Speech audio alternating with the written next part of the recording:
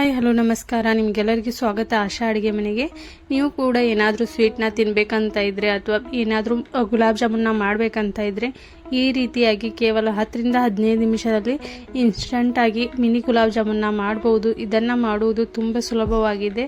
ಇದನ್ನು ಮಾಡಲಿಕ್ಕೆ ಕೇವಲ 10ರಿಂದ 15 ನಿಮಿಷ ಸಾಕು. ತುಂಬಾ ಟೇಸ್ಟಿಯಾಗಿ ರೆಡಿ ಆಗುತ್ತೆ. ಹಾಗಾದರೆ ಇದನ್ನು ಯಾವ ರೀತಿ ಮಾಡಬೇಕನ್ನೋದನ್ನು ನೋಡೋಣ ಬನ್ನಿ. ಇದನ್ನು ಮಾಡಲಿಕ್ಕೆ ಎಲ್ಲಕ್ಕಿಂತ ಮುಂಚೆ ಒಂದು ಪಾತ್ರೆಗೆ 1 ಗ್ಲಾಸ್ ಆಗುವಷ್ಟು ನೀರನ್ನು ನಾನು ಹಾಕ್ತಾ ಇದ್ದೇನೆ. 1 ಗ್ಲಾಸ್ ಆಗುವಷ್ಟು ನೀರನ್ನು ಹಾಕಿ ಇದಕ್ಕೆ ನಾನು 1 ಕಪ್ ಆಗುವಷ್ಟು ಇದಕ್ಕೆ ಸಕ್ಕರೆನ ಹಾಕ್ತಾ ಇದ್ದೇನೆ. ಇದರ ಸಕ್ಕರೆ ಪಾಕನ ನಾವು ರೆಡಿ ಮಾಡ್ಕೊಳ್ಳೋಣ. ಎಲ್ಲಕ್ಕಿಂತ ಮುಂಚೆ ಇಲ್ಲಿ 1 ಗ್ಲಾಸ್ ನೀರಿಗೆ 1 ಕಪ್ ಆಗುವಷ್ಟು ನಾನು ಸಕ್ಕರೆನ ಹಾಕಿದ್ದೇನೆ. ಅದರ ನಂತರ 2 ಏಲಕ್ಕಿ ಕೂಡ ಇದರಲ್ಲಿ ಹಾಕ್ತಾ ಇದ್ದೇನೆ. ಇದನ್ನು ಚೆನ್ನಾಗಿ ಮಿಕ್ಸ್ ಮಾಡಬೇಕು. ಚೆನ್ನಾಗಿ ಇದು ಸಕ್ಕರೆನ ಮೆಲ್ಟ್ ಆಗುವವರೆಗೂ ಇದನ್ನು ಚೆನ್ನಾಗಿ ಬಾಯ್ಲ್ ಮಾಡ್ತಾ ಹೋಗಬೇಕು.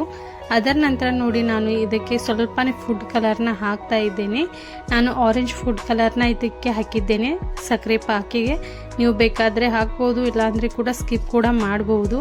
ಇದನ್ನು ಚೆನ್ನಾಗಿ ಸಕ್ಕರೆ ಮೆಲ್ಟ್ ಆಗುವವರೆಗೂ ಇದನ್ನು ಚೆನ್ನಾಗಿ ಬಾಯ್ಲ್ ಮಾಡಬೇಕು. ಸಕ್ಕರೆ ಚೆನ್ನಾಗಿ ಮೆಲ್ಟ್ ಆದ ನಂತರ ನೋಡಿ ಇದನ್ನು ಸ್ವಲ್ಪ ತಿಕ್ಕಾಗಲಿಕ್ಕೆ ಬಿಡಬೇಕಾಗುತ್ತೆ. ಅಲ್ಲಿವರೆಗೂ ನಾವು ಇದನ್ನು ಬಾಯ್ಲ್ ಮಾಡ್ತಾ ಹೋಗಬೇಕು. ನೋಡಿ ಇದರ ಪಾಕನ ಯಾವ ರೀತಿ ರೆಡಿ ಮಾಡ್ಕೋಬೇಕಂದ್ರೆ ಕೈಯಲ್ಲಿ ಹಿಡಿದ್ರೆ ಈ ರೀತಿಯಾಗಿ ಜಿಬಿ ಜಿಬಿಯಾಗಿ ಇರಬೇಕು. ಅಂದರೆ ಈ ರೀತಿಯಾಗಿ ಕೈಯಲ್ಲಿ ಚೆಕ್ ಮಾಡಿದ ನಂತರ ನೋಡಿ ಇದರಲ್ಲಿ ಒಂದು ತಂತಿ ಮಾತ್ರ ತಯಾರಾಗಬಾರ್ದು, ಆದರೆ ಜಿಬಿ ಜಿಬಿಯಾಗಿ ಮಾತ್ರ ರೆಡಿ ಆಗಿರಬೇಕು. ಅಂದರೆ ಈ ಪಾಕ್ ಪರ್ಫೆಕ್ಟಾಗಿ ರೆಡಿ ಆಗಿದೆ ಅಂದರ್ಥ. ಅದರ ನಂತರ ನೋಡಿ ನಾನು ಇಲ್ಲಿ 1 ಪ್ಯಾಕೆಟ್ ಆಗುವಷ್ಟು ನಾನು ಬ್ರೆಡ್ನ ತೆಗೆದುಕೊಳ್ತಾ ಇದ್ದೇನೆ. ನಾರ್ಮಲ್ ಆಗಿ ನಾವು ಯೂಸ್ ಮಾಡುವಂಥ ಬ್ರೆಡ್ನ ಇಲ್ಲಿ ನಾನು ಯೂಸ್ ಮಾಡ್ತಾ ಇದ್ದೇನೆ. ಈ ರೀತಿಯಾಗಿ 1 ಬ್ರೆಡ್ ಪ್ಯಾಕೆಟ್ನ ತೆಗೆದುಕೊಂಡು ಇದರ ಸೈಡ್ನ ಎಲ್ಲವನ್ನು ತೆಗಿಬೇಕು. ನೋಡಿ ಈ ರೀತಿಯಾಗಿ ಸೈಡ್ನಿಂದ ಕಟ್ ಮಾಡಿ ತೆಗಿತಾ ಇದ್ದೇನೆ. ಈ ರೀತಿಯಾಗಿ ಎಲ್ಲ ಬ್ರೆಡ್ಗಳ ಸೈಡ್ನ ತೆಗೆದು ಈ ಉಳಿದಿರುವ ಬ್ರೆಡ್ನ ನಾವು ಬ್ರೆಡ್ ಕ್ರಮ್ಸ್ ಆಗಿ ಕೂಡ ಯೂಸ್ ಮಾಡಬಹುದು. ಇದನ್ನು ಕೂಡ ನೀವು ಯೂಸ್ ಮಾಡಲಿಕ್ಕೆ ತೆಗೆದಿಡ್ಬೋದು. ಅದರ ನಂತರ ನೋಡಿ ಇದನ್ನು ನಾವು ಇದಕ್ಕೆ ಬ್ರೆಡ್ನಲ್ಲಿ ನಾವು ಸ್ವಲ್ಪ ಪ್ರಮಾಣದಲ್ಲಿ ಮಾತ್ರ ಹಾಲನ್ನು ಹಾಕಿ ಇದನ್ನು ಚೆನ್ನಾಗಿ ಮಿಕ್ಸ್ ಮಾಡ್ಕೋಬೇಕು. ನೋಡಿ ನೀವು ಒಂದೇ ಸರತಿಯಲ್ಲಿ ಎಲ್ಲ ಹಾಲನ್ನು ಹಾಕಬೇಡಿ, ಸ್ವಲ್ಪ ಹಾಲು ಹಾಕಿ ನೀವು ಮಿಕ್ಸ್ ಮಾಡೋದ್ರಿಂದ ಪರ್ಫೆಕ್ಟಾಗಿ ಈ ಡೋ ಕೂಡ ರೆಡಿ ಆಗುತ್ತೆ. ಇಲ್ಲಿ ನೋಡಬಹುದು ನೀವು ಒಂದೇ ಸರತಿಯಲ್ಲಿ ನಾನು 1/2 ಕಪ್ಗಿಂತ ಸ್ವಲ್ಪ ಕಡಿಮೆ ಇಲ್ಲಿ ಹಾಲನ್ನು ಹಾಕಿದೆ. ಅಷ್ಟರಲ್ಲಿ ಮಾತ್ರ ಇದು ಪರ್ಫೆಕ್ಟಾಗಿ ಡೋ ಕೂಡ ರೆಡಿ ಆಗಿದೆ. ಯಾವ ರೀತಿ ನಾವು ಹಿಟ್ಟನ್ನು ನಾತೀವಲ್ವೋ ಅದೇ ರೀತಿಯಾಗಿ ಇದನ್ನು ನಾವು ಡೋನ ರೆಡಿ ಮಾಡ್ಕೋಬೇಕಾಗುತ್ತೆ.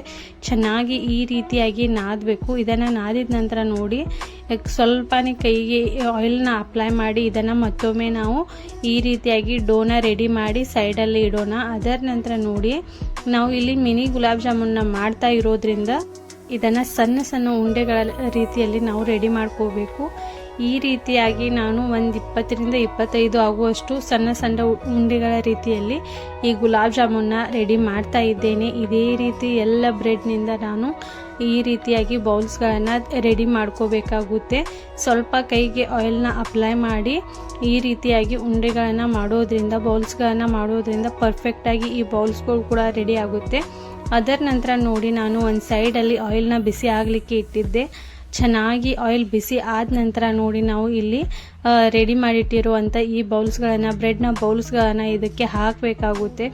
ಇದನ್ನು ಹಾಕಿ ನಾವು ಆಯಿಲಲ್ಲಿ ಇದನ್ನು ಚೆನ್ನಾಗಿ ಫ್ರೈ ಮಾಡ್ಕೋಬೇಕು. ಇದನ್ನು ಫ್ರೈ ಮಾಡುವಾಗ ನೋಡಿ ಇದನ್ನು ಗ್ಯಾಸ್ನ ಮೀಡಿಯಮ್ ಫ್ಲೇಮಲ್ಲಿಟ್ಟು ಇದನ್ನು ಫ್ರೈ ಮಾಡೋದ್ರಿಂದ ತುಂಬಾ ಚೆನ್ನಾಗಿ ಇಲ್ಲಿ ಫ್ರೈ ಆಗುತ್ತೆ.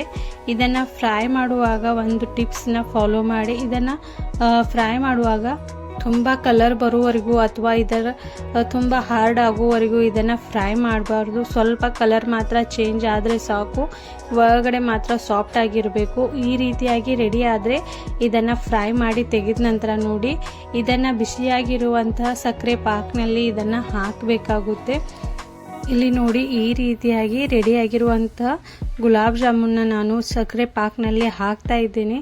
ಈ ರೀತಿಯಲ್ಲಿ ಸಕ್ಕರೆ ಪಾಕ್ನಲ್ಲಿ ಹಾಕಿದ ನಂತರ ನೋಡಿ ಇದನ್ನು ನಾವು 1 ಗಂಟೆವರೆಗೂ ಇದನ್ನು ಚೆನ್ನಾಗಿ ಇದರಲ್ಲಿ ಸಕ್ಕರೆ ಪಾಕ್ ಸೋಕಾಗುವವರೆಗೂ ಇದನ್ನು ಇಡಬೇಕಾಗುತ್ತೆ. 1 ಗಂಟೆ ನಂತರ ನೋಡ್ಬೋದು ಚೆನ್ನಾಗಿ ಸಕ್ಕರೆ ಪಾಕ್ ಕೂಡ ಸೋಕಾಗಿದೆ. ಈ ರೀತಿಯಾಗಿ ಆದ ನಂತರ ನೋಡಿ ನೀವು ತಿನ್ನಲಿಕ್ಕೆ ಕೂಡ ರೆಡಿಯಾಗಿದೆ. ಇದನ್ನು ಮಾಡಲಿಕ್ಕೆ ಕೂಡ ತುಂಬ ಸಮಯ ಕೂಡ ಬೇಕಾಗಿಲ್ಲ, ತುಂಬ ಸಾಮಗ್ರಿಗಳು ಕೂಡ ಬೇಕಾಗಿಲ್ಲ. ತುಂಬಾ ಟೇಸ್ಟಿಯಾಗಿ ಗುಲಾಬ್ ಜಾಮೂನ್ ಕೂಡ ರೆಡಿಯಾಗಿದೆ.